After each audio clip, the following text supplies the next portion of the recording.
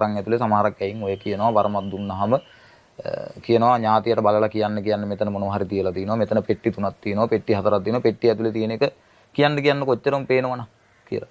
ඒකෙත් මම එක දෙයක් කියන්නම්. ඥාතියෙක් වරමක් දෙන්නේ සීමාවක් ඇතුලේ. එතකොට ඒ සීමාවක් තියෙනවා අපිට.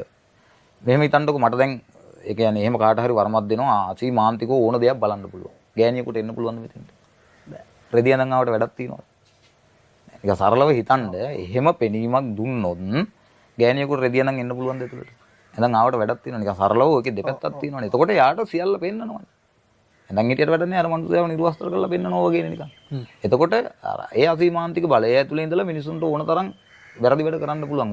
ඔයාව හොම්බල් ඉවල ඔයාගේ ඇඟේ තියෙන යම් ලප ටිකක් කියනවා මෙන්න මෙතන බොගේ තියෙනවා මෙතන තියෙනවා මෙහෙමයි. එතකොට මේ මනුස්සයා කොච්චර වැටෙන්න ඕනද? එතකොට ගෑණියෙකුට ඔය වගේ පීඩනයක් ඇති කර කියන ඕන දෙයක් කරන් තත්ත්වයටපත් වෙනවා. බ්ලැක්මේල් කරන්න පුළුවන්. බ්ලැක්මේල් කරන්න පුළුවන්. මේ ප්‍රශ්න ටික කියලා ගෙදර මිනිහට උනත් කියන්න පුළුවන් එතකොට. මෙයාගේ මෙන්න මෙතන ලපයක් තියෙනවා. මෙහෙමයි. ඒක එහෙම අවසර නැහැ. සමහරක් ඇයින් ඉතින් එහෙම කියනවා කියලා ඉන්නවා. ඒකත් මම දන්නේ නැහැ. ඥාතියෙක් පින් ගන්න එන ඥාතියෙක් හොඳ ඥාතියෙක් එහෙම නැහැ.